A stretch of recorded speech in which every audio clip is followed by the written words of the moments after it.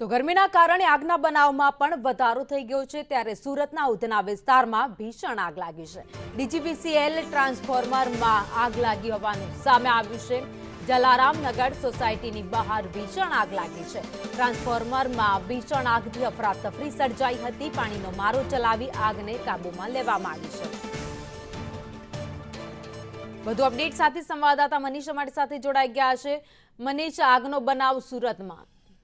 जी बिल्कुल बात करिए तो सूरतना उड़ना विस्तार में आवेला जलाराम नगर ની અંદર ડીજીવીસીએલ ટ્રાન્સફોર્મર આવેલું છે ત્યાં અચાનક જ આગ ભભૂકી ઉઠી હતી। આગ છે તે ધીમે ધીમે વિકરાળ સ્વરૂપ ધારણ કરી હતી। ઘટનાને લઈને ફાયરને જાણકારી આપવામાં આવી હતી। ફાયરનો કાફલો છે તે ઘટના સ્થળે પહોંચી ગયો હતો, પરંતુ આગ છે તે એટલી વિકરાળ હતી કે આજુબાજુના લોકોના જીવ છે તે તાળવે પહોંચી ગયા હતા અને જે કહેવાય કે અફરાતફરીનો માહોલ પણ સર્જાયો હતો। ત્યારે ફાયર વિભાગ તરફથી સતત પાણી અને ફોર્મનો મારો ચલાવવામાં આવ્યો હતો અને આ આગ પર કાબુ મેળવવામાં આવ્યો છે।